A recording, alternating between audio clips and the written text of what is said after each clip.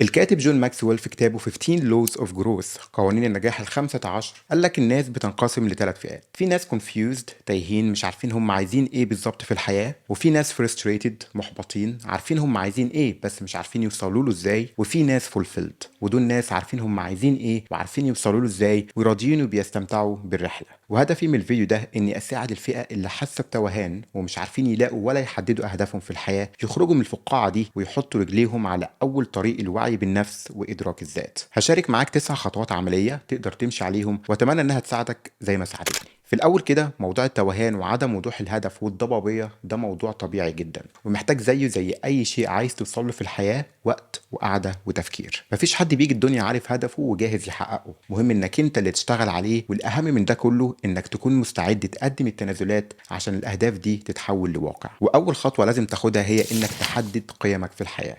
الخطوة دي ما كنتش بديها أهمية إطلاقا وكنت بفتكر إنها مجرد شعارات، بس لما حددتها كان ليها فعلا دور كبير وأثر كبير في حياتي. القيم دي هي اللي بتبني الشخصية بتاعتك، هي اللي بتوجهك في الحياة، وهي اللي بتحطك على الطريق الصح وترشدك كل مرة تحس فيها بالتوهان. والحقيقة سبب التوهان الرئيسي هو عدم وجود القيم دي. والقيم دي طبعا ملهاش إجابات ثابتة ولا ليها صح ولا غلط، دي بتعتمد على أنت بتقدر إيه في حياتك، إيه الحاجات اللي بتحمسك وإيه الحاجات اللي بتستنزف طاقتك. وعشان تحدد قيمك بتسأل نفسك 3 أسئلة: عايز الناس تفتكرني بإيه؟ عايز بعد عمر طويل كده إن شاء الله أما استرجع شريط حياتي عايز أحس بإيه؟ وإيه الحاجات اللي أنا بقدرها أكتر من أي شيء تاني ولو معايا فلوس الدنيا كلها هكون لسه بعملها؟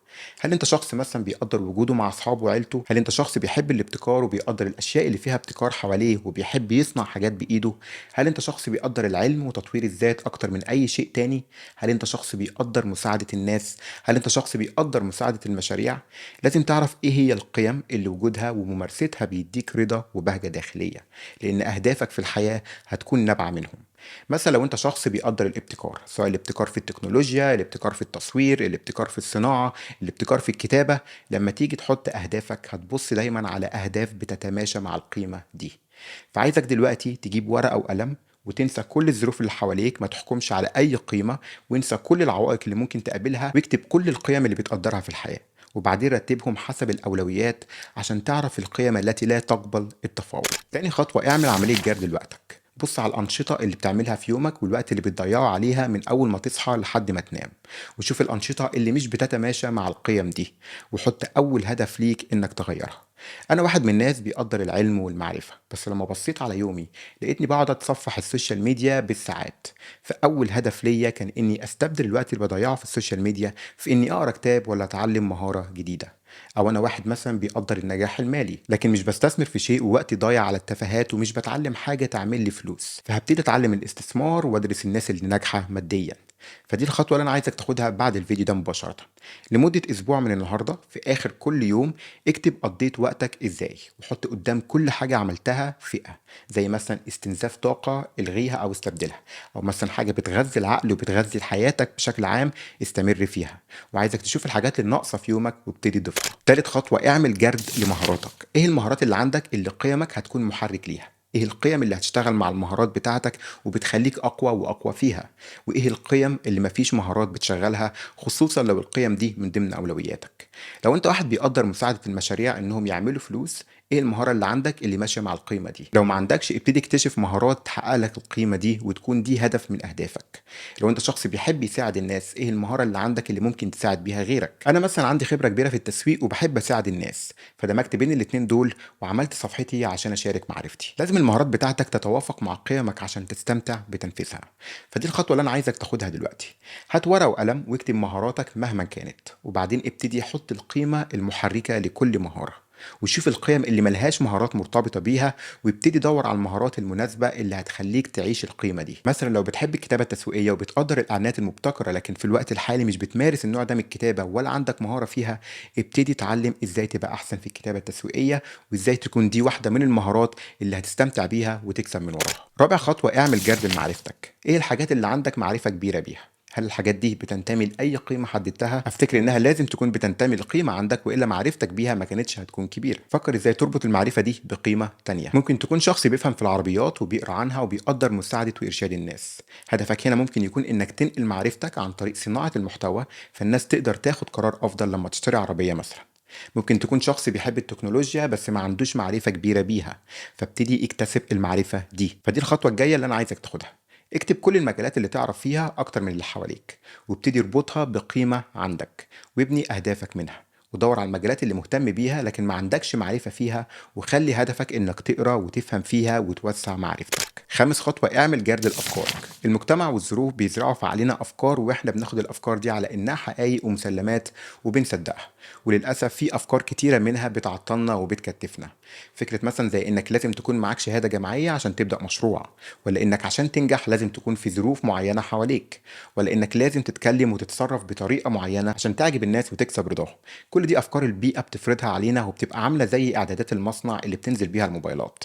فدي الخطوة اللي أنا عايزك تعملها. ايه هي الافكار اللي صدقتها بدون ما تحلل صحتها وتفكر فيها؟ وايه اللي هيحصل لو الافكار دي ما كانتش اصلا موجوده؟ وابتدي شوف الافكار اللي مكتفاك واشتغل على تعديلها. سادس خطوه، اعمل جرد للبيئه بتاعتك، الناس اللي حواليك، الفيد بتاعك على السوشيال ميديا، والمحتوى اللي الالجوريزم بتفضل تديهولك واللي مش بيتماشى مع قيمك الحقيقيه. البيئة اللي حاطط نفسك فيها ليها تأثير كبير جدا على طريقة تفكيرك واختياراتك وتصرفاتك. لو محاوط نفسك بناس ما عندهاش أهداف في الحياة وماشية مع التيار، هتلاقي نفسك بتتوه أكتر. فلازم تبص على الناس اللي بتقضي وقت معاها، الناس اللي بتاخد منها معلومات، الناس اللي بتديك رأيها وبتأثر على قراراتك، وشوف إذا كانت الناس دي فعلا متوافقة مع قيمك ولا لأ. سابع خطوة، حدد مقياسك للنجاح. في مقولة بتقولك what's not measured can't be improved. الشيء الذي لا يقاس لا يمكن تحسينه. كل شخص بيقيس النجاح بطريقة مختلفة. في ناس بتقيسه بالمال، وفي ناس بتقيسه بالمكانة الاجتماعية، وفي ناس بتقيسه بالعيلة والصحاب، وفي ناس بتقيسه بالسلام الداخلي. لازم تبقى عارف ازاي هتقيس نجاحك في الحياة. ازاي تقيس النجاح الكبير زي انك مثلا تكون في وظيفة معينة في شركة كبيرة، والنجاحات البسيطة زي مثلا انك تخلص كورس ولا تاخد شهادة ولا تخلص اول مشروع ليك. معرفتك من البداية لمقاييس النجاح هتعرفك امتى نجحت ومحتاج تعمل ايه بالظبط عشان تنجح. تامن خطوة، فكر بالورقة والقلم. كل اللي قلناه من شوية ما ينفعش يحصل جوه راسك وخلاص. لازم تجيب ورقة وقلم وتكتب كل الكلام ده عشان تشوف أهدافك بوضوح، وتقدر تفضي مساحة جوه عقلك. الموضوع ده غير طريقتي في التفكير تماما. لما بجيب ورقة وقلم واقعد أفكر واكتب، بشوف الموضوع بشكل أوضح، وبوفر على عقلي إرهاق التخزين وخليه يقوم بمهمته الأساسية وهي التفكير. تاسع خطوة، حط لنفسك خريطة طريق. بعد ما تحدد قيمك، بعد ما تعمل جرد لوقتك ومهاراتك ومعرفتك وأفكارك والبيئة اللي حواليك، ابتدي حط لنفسك خارطة طريق تمشي عليها. عايز اوصل لايه، والموضوع ده هياخد مني وقت قد ايه؟ عايز اغير ايه دلوقتي، وعايز ابتدي اعمل ايه دلوقتي؟ هل في ناس ممكن استخدمها كمثال ووصلت اللي عايز اوصل له واتعلم منهم بدل ما ابتدي من الصفر؟ وعايزك تبص دايما على الصوره الكبيره. في مثال بحب دايما ارجع له في حياتي. لو بصيت على التشارت بتاع الاسهم هتلاقي ان في اوقات السهم بيبقى في النازل، وفي اوقات السهم بيكون في الطالع. لكن لو عملت زوم اوت هتلاقي الصوره الكبيره بتقول لك ان السهم ده في الطالع. صحيح في النص فيه وقعات لكن الترند صاعد. فعايزك تعمل زوم اوت دايما وتبص على الصوره الكبيره كل فتره، بغض النظر عن الوقعات اللي بتقابلها. هل انت افضل من الاسبوع اللي فات، من الشهر اللي فات، من السنه اللي فاتت؟ لان كل ده بيفرق. ولو اتفرجت على الفيديو لحد دلوقتي، شكرا للمشاهده، وما تنساش تدعم القناه لو استفدت من المعلومات. والسلام عليكم.